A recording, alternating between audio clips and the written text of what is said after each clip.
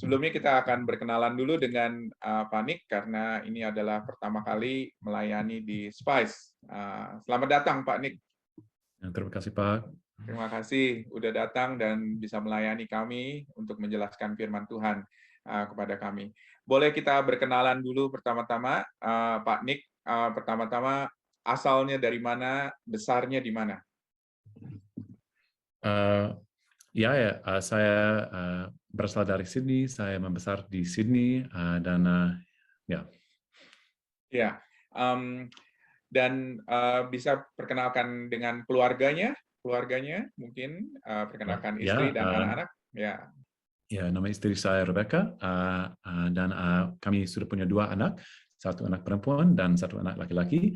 Anak perempuan kami berumur 2 tahun dan anak laki-laki kami berumur 10 bulan. Ya. Saya berpikir, ya. Ya, puji Tuhan. Nanti kita bisa kenalan lebih lanjut lagi. Pertama-tama, kapan mulai belajar bahasa Indonesia? This is my first time. Sudah cukup lama belajar bahasa Indonesia. Kami sudah belajar bahasa Indonesia selama mungkin 1 tahun full time dan part time selama mungkin 5 bulan. Oke, ya, cepat ya berarti ya, sangat cepat sekali. Boleh tahu bagaimana Pak Nick menjadi orang Kristen? Bagaimana pertama kali percaya kepada Yesus? I might explain this in English. Boleh. So I became a Christian at university. So my family are still not yet Christians. At university, I met some Christians, and they invited me along to a church that was near the university. And I'd always had some beliefs about God, but I wasn't a Christian, and I didn't really understand the Bible. I didn't really understand clearly about our sin that makes us unacceptable to God. And I didn't understand that we need Jesus and his sacrifice on the cross to wash us clean and bring us to God. But my friends brought me to church, and the Bible being explained at church, and my friends invited me to a Bible study. And over a number of months, I began to understand, and they gave me some books.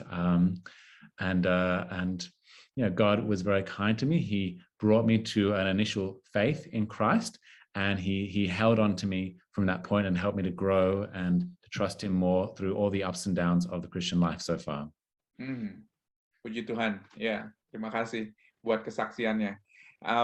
Mungkin pertanyaan yang berikutnya, kenapa bisa mencintai Indonesia dan kepingin belajar bahasa Indonesia? Kenapa?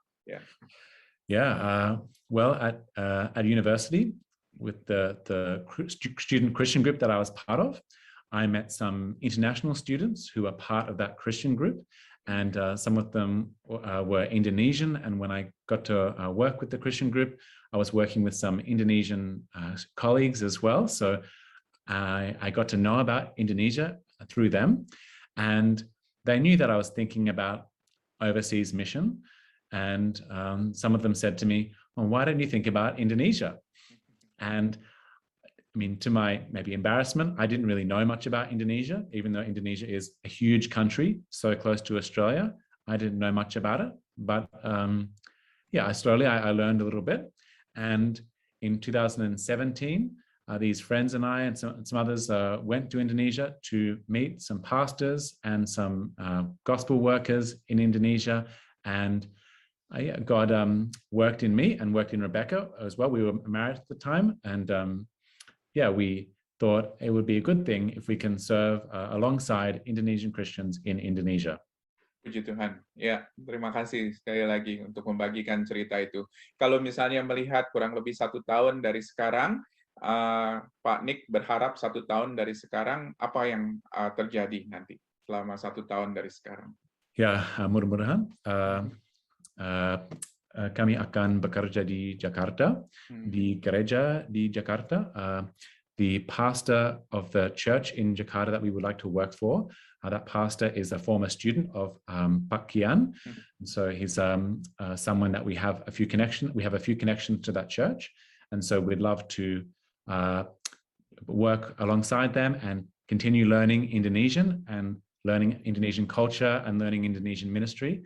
And yeah, we'd love to be part of that. But of course, situation is very difficult at the moment for everyone and for Indonesians in particular. And so we are continuing to pray for Indonesia and waiting for an opportunity to go back to Indonesia.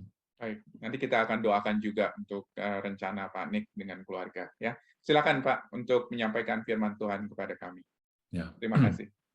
Terima kasih Pak. Ada banyak kesedihan di dunia ini. Salah satu kesedihan itu adalah pengajaran palsu tentang Yesus Kristus. Ada banyak orang yang berpura-pura mengikuti Kristus dan mengkhotbahkan Kristus, tetapi sebenarnya tidak. Contohnya, ada pengkhotbah yang berkata bahwa semua orang yang mengikuti Kristus akan menemukan kesejahteraan di dunia ini. Menurut guru ini, kalau kita percaya dengan sungguh-sungguh kepada Tuhan Yesus, Dia akan memberkati kita dengan uang dan umur panjang. Guru ini mengabaikan firman Tuhan Yesus seperti firman ini. Setiap orang yang mau mengikut aku, ia harus menyangkal dirinya, memikul salibnya, dan mengikut aku. Pengajaran tentang memikul salib itu sulit untuk kita. Pengajaran kesejahteraan di dunia ini lebih menarik untuk kita. Kita semua mau kehidupan yang mudah. Kita semua selalu mau lebih banyak dari dunia ini. Hari ini kita akan melihat dan mempelajari Alkitab dari 2 Korintus. Surah ini ditulis untuk orang Kristen di Korintus. Orang Kristen ini seperti kita. Mereka mau kehidupan yang lebih mudah. Mereka mau orang lain berpikir bahwa orang Kristen itu bijaksana di dunia ini. Sifat orang Kristen ini berbahaya karena ada guru palsu yang cocok dengan keinginan-keinginan ini. Guru-guru ini tidak menghormati Rasul Paulus. Rupanya mereka mengkritik Paulus. Mungkin kritik mereka seperti kritik tentang Paulus di dalam 2 Korintus pasal 10 ayat 10. Paulus menulis, kata orang, surat-suratnya memang tegas dan keras, tetapi bila berhadapan muka sikapnya lemah dan perkataan-perkataannya tidak berarti. Paulus mungkin tidak impresif seperti guru-guru palsu ini. Mereka pandai berbicara. Kelihatannya mereka lebih keren dibanding Paulus. Ada bahaya untuk orang Kristen di Korintus. Mereka bodoh seperti kita. Dan mungkin mereka mau guru yang impresif, guru dengan pengajaran yang lebih mudah. Mungkin mereka akan mengikuti guru yang palsu. Mungkin mereka tidak akan mendengar pengajaran Paulus. Mungkin mereka akan melupakan Injil yang benar. Oleh karena itu, Paulus memberikan peringatan. Dia berkata, orang Korintus, jangan bodoh. Jangan mengikuti guru yang impresif tetapi palsu. Dengarlah Injil Tuhan Yesus, Injil yang lebih sulit, tetapi Injil dari Allah. Silakan buka Alkitab supaya Anda bisa membaca dengan saya waktu saya menjelaskan perikop ini. Lagi pula, kalau Anda belum mengerti logat saya, setidaknya Anda bisa mempergunakan waktunya dengan membaca Alkitab. Kita sudah sampai di poin pertama, kebodohan kita. Kita seringkali bodoh seperti orang Kristen di Korintus. Seperti mereka, kita belum mengikuti Tuhan Yesus dan Injilnya dengan segenap hati kita. Jadi, Paulus harus bertingkah bodoh. Lihat 2 Korintus pasal 11 ayat 1. Paulus menulis, alangkah baiknya jika kamu sabar terhadap kebodohanku yang kecil itu. Ayat ini sedikit sulit untuk mengerti. Rasul Paulus tahu bahwa biasanya dia tidak boleh bertingkah bodoh. Khususnya biasanya dia tidak boleh bermegah. Bukan kita, tetapi Tuhan layak untuk dipuji. Lihat pasal 10, ayat 17.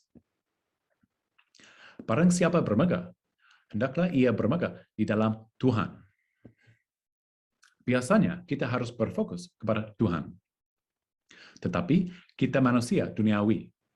Jadi kadang-kadang Tuhan memberi kita pertolongan di dunia ini untuk mengarahkan kita kepada Dia dan Injilnya. Kemudian di perikop ini, Rasul Paulus akan membanggakan penderitaan supaya kita bisa mendengar kepadanya sebagai guru yang benar. Paulus akan sedikit berbicara tentang dirinya sendiri, bukan tentang Tuhan. Dan waktu dia berbicara begitu, dia bertingkah bodoh. Biasanya kita harus memberitakan Injil, bukan berita tentang kita.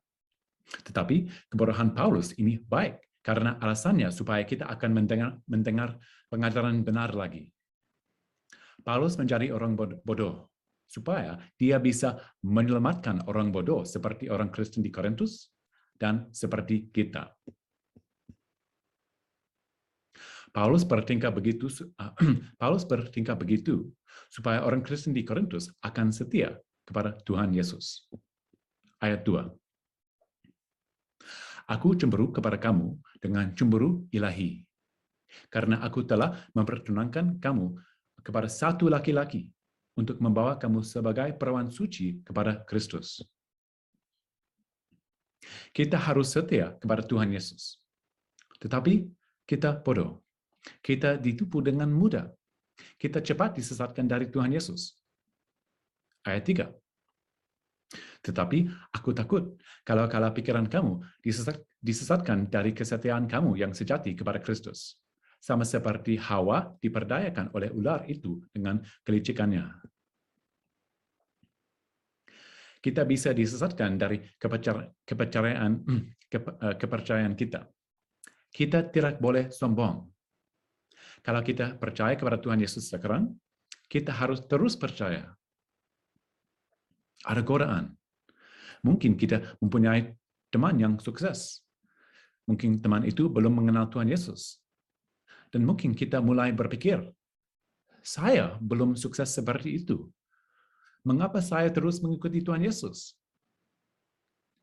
Kadang-kadang pikiran seperti itu membuat kita rentan pada pengajaran yang palsu. Itu alasannya di Korintus orang Kristen mulai mentolerir guru palsu. Ayat 4. Kamu sabar saja jika ada seorang datang memberitakan Yesus yang lain daripada yang telah kami beritakan, atau memberikan kepada kamu roh yang lain daripada yang telah kamu terima, atau Injil yang lain daripada yang telah kamu terima. Ada masalah besar dengan situasi ini. Kalau orang Kristen ini tidak mengikuti Yesus yang benar, mereka tidak akan memuliakan Allah yang telah mengaruniakan anaknya yang tunggal. Dan kalau orang ini tidak percaya kepada Tuhan Yesus yang benar, mereka tidak akan beroleh hidup yang kekal. Mereka akan binasa. Kita bertingkah sangat bodoh waktu kita peduli lebih banyak tentang kehidupan yang mudah daripada kebenaran tentang Yesus Kristus dan Injilnya. Kita benar-benar bodoh. Jadi kita mudah terpikat dengan pengajaran yang mengesankan di dalam dunia ini. Pada zaman ini, ada banyak pengajaran yang mengesankan tetapi tidak benar. Ada banyak guru yang pintar tetapi keliru. Ada banyak pengajaran yang sangat populer tetapi berbahaya. Dan situasi pada zaman Paulus itu sama. Kita sudah sampai di poin kedua. Alternatif bodoh. Di Korintus ada guru palsu yang mau membetulkan Injil Paulus. Guru ini berpikir bahwa mereka adalah rasul-rasul yang tak ada taranya.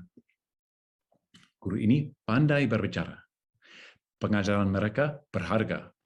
Murid-muridnya harus membiayai kuliahnya. Guru ini mau bersaing dengan Paulus.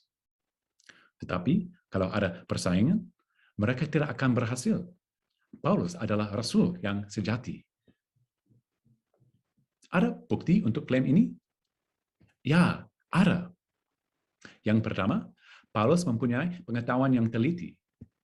Lihat ayat 6. Paulus menulis, "Jikalau aku kurang paham dalam hal berkata-kata, tidaklah demikian dalam hal pengetahuan. Sebab kami telah menyatakannya kepada kamu pada segala waktu dan di dalam segala hal." Paulus benar-benar mengenal Tuhan Yesus. Bukti yang kedua untuk kesejatian Paulus, dia tidak melayani mereka untuk menerima persembahan. Ayat 7.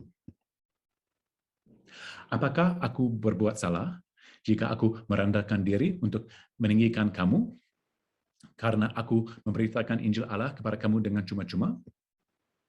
Jemaat-jemaat lain telah kurampok dengan menerima tunjangan dari mereka, supaya aku dapat melayani kamu. Dan ketika aku dalam kekurangan di tengah-tengah kamu, aku tidak menyusahkan seorang pun, sebab apa yang kurang padaku dicukupkan oleh saudara-saudara yang datang dari Makedonia. Dalam segala hal, aku menjaga diriku, supaya jangan menjadi beban bagi kamu. Dan aku akan tetap berbuat demikian. Dulu, Paulus menerima tunjangan dari orang Kristen yang lain. Paulus tidak mau kebutuhannya menjadi halangan untuk penginjilan orang yang tinggal di Korintus. Di sini, Paulus sedikit bertingkah bodoh. Dia berkata-kata tentang dirinya sendiri.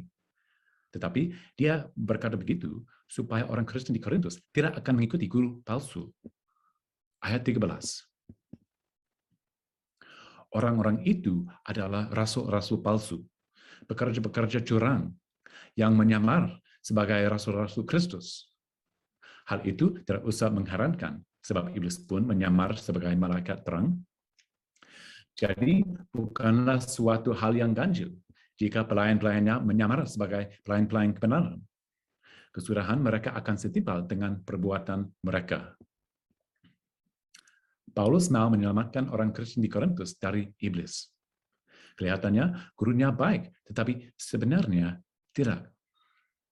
Kalau orang Kristen di Korintus mengikuti pengajaran yang bodoh ini, kesudahan mereka adalah kebinasaan.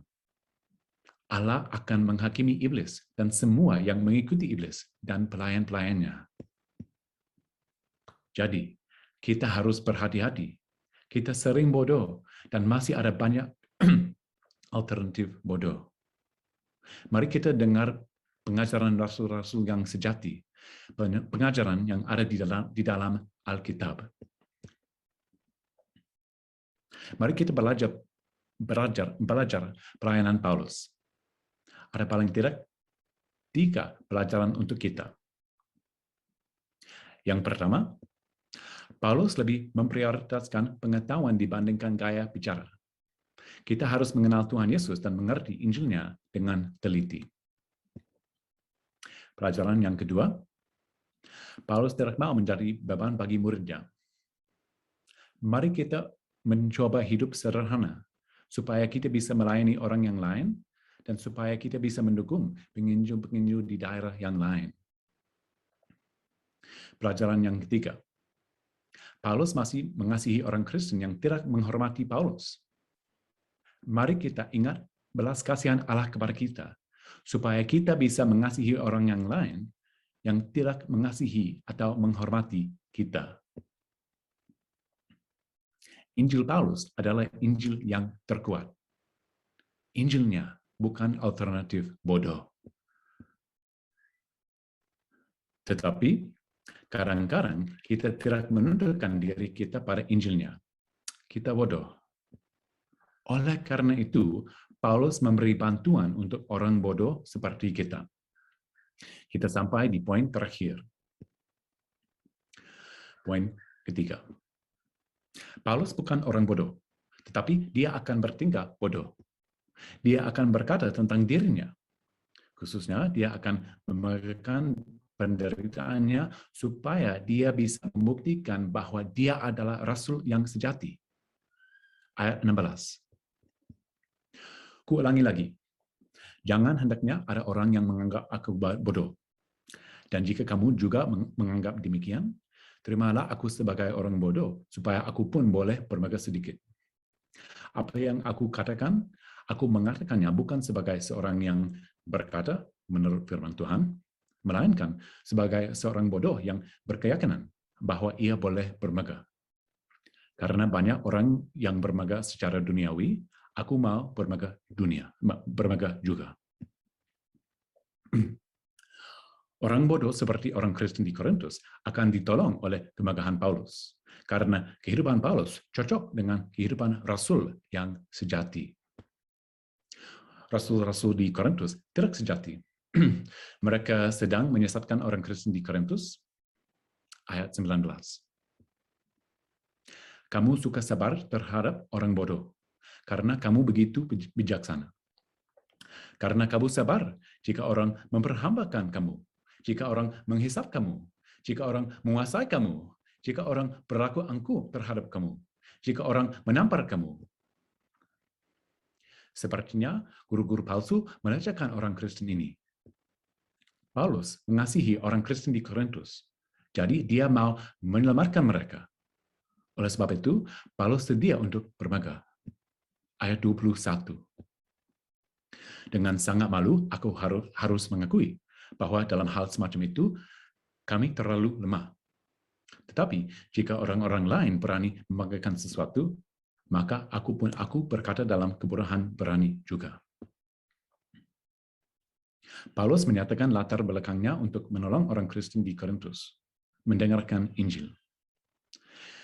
Dia menyatakan dua latar belakangnya. Yang pertama, latar belakang silsilah. Ayat 22. Apakah mereka orang Ibrani? Aku juga orang Ibrani. Apakah mereka orang Israel? Aku juga orang Israel. Apakah mereka keturunan Abraham? Aku juga keturunan Abraham. Paulus adalah anggota dari bangsa yang dipilih oleh Tuhan. Walaupun latar belakang itu tidak diperlukan untuk semua penginjil, Paulus mempunyai latar belakang itu. Latar belakang yang kedua adalah latar belakang penderitaan. Ayat 23. Apakah mereka pelayan Kristus? Aku berkata seperti orang gila. Aku lebih lagi. Aku lebih banyak berjeri lelah. Lebih sering di dalam penjara. Di luar batas, kerap kali dalam bahaya maut. 5 kali aku disesat orang Yahudi. Setiap kali 40 kurang 1 pukulan. 3 kali aku didera. 1 kali aku dilempari dengan batu. 3 kali mengalami karam kapal. Sehari semalam aku terkatung-katung di tengah laut. Dalam perjalananku, aku sering diancam bahaya banjir dan bahaya penyamun. Bahaya dari pihak orang-orang Yahudi dan dari pihak orang-orang bukan Yahudi. Bahaya di kota, bahaya di padang gurun, bahaya di tengah laut, dan bahaya dari pihak saudara-saudara palsu. Aku banyak berjeri lelah dan bekerja berat. Kerap kali aku tidak tidur. Aku lapar dan dahaga. Kerap kali aku berpuasa, kedinginan, dan tanpa pakaian. Paulus sudah banyak menderita. Banyak penderitaannya jasmani dan banyak penderitaannya emosional. Ayat 28. Dan dengan tidak menyebut banyak hal lain lagi, urusanku sehari-hari, yaitu untuk memelihara semua jemaat-jemaat. Jika ada orang merasa lemah, tidakkah aku turut merasa lemah? Jika ada orang tersandung, tidakkah hatiku hancur oleh duka cita? Paulus benar-benar prihatin tentang semua jemaat-jemaat. Dia mau mereka menjadi aman melalui kepercayaan pada Injil yang benar, Injil Tuhan Yesus. Paulus mungkin tidak impresif di dunia ini. Dia lemah sekali. Ayat 30. Jika aku harus bermegah, maka aku akan bermegah atas kelemahanku. Allah, yaitu Bapa dari Yesus, Tuhan kita yang terpuji sampai selama-lamanya, tahu bahwa aku tidak berdusta. Di Damsyik, wali negeri Raja Aretas menyuruh mengawal kota orang-orang Damsyik untuk menangkap aku. Tapi dalam sebuah keranjang, aku diturunkan dari sebuah tingkap keluar tembok kota, dan dengan demikian aku terluput dari tangannya. bersembunyi di dalam sebuah keranjang, itu lemah. Tetapi kelemahan itu tanda rasul yang sejati. Penderitaan Paulus memuliakan ajaran Allah, karena ajaran Allah tentang penderitaan Tuhan Yesus di kayu salib. Di kayu salib, Tuhan Yesus tidak impresif di dunia ini. Waktu itu banyak orang mengejaknya. Tetapi kelemahan itu kekuatannya. Kelemahan itu adalah caranya untuk menyelamatkan dunia. Allah sudah memilih untuk mempermalukan keangkuhan dunia dengan cara menyelamatkan dunia melalui kelemahan. Oleh karena itu, Paulus senang bermaga atas kelemahannya. Lihat pasal ayat 12 ayat 9. Paulus menulis. Pasal 12 ayat 9. Jawab Tuhan kepadaku, cukuplah kasih karuniaku bagimu, sebab justru dalam kelemahanlah kuasaku menjadi sempurna. Sebab itu terlebih suka aku bermegah atas kelemahanku, supaya kuasa Kristus turun menaungi aku. Karena itu aku senang dan rela di dalam kelemahan, di dalam siksaan, di dalam kesukaran, di dalam penganiayaan dan kesesakan oleh karena Kristus. Sebab jika aku lemah, maka aku kuat. Ya, Paulus mungkin tidak impresif di dunia ini. Injil Paulus kelihatannya menceritakan penderitaan yang membawa kepada kematian. Tetapi sebenarnya Injil Paulus adalah Injil yang memberi kehidupan untuk setiap orang yang percaya kepada Kristus. Paulus adalah rasul yang kita perlukan. Walaupun kita bodoh, kita pasti memperhatikan penderitaannya. Kita pasti tahu dia adalah rasul yang sejati. Injilnya adalah Injil yang benar. Oleh sebab itu, Injilnya adalah bantuan untuk orang bodoh. Dengarlah ajaran Paulus. Injilnya adalah Injil Tuhan Yesus. Tuhan Yesus yang mengalami kelemahan yang sangat luar biasa di atas kayu salib. Tuhan Yesus yang menderita untuk kita walaupun kita bodoh. Dia menderita untuk kita supaya suatu hari kita tidak akan menderita lagi. Kalau kita percaya saja kepada Dia dan Injilnya. Jadi, mari kita meminta pertolongan dari Allah untuk mendengar ajaran Paulus. Mari kita berdoa. Bapa kami di surga, terima kasih untuk ibadah melalui Zoom. Tolong kami mendengar ajaran Paulus dan ajaran Alkitab, karena Paulus betul-betul, Paulus benar-benar Rasul Tuhan Yesus, Juru Selamat dunia. Kami berdoa di dalam nama Tuhan Yesus. Amin.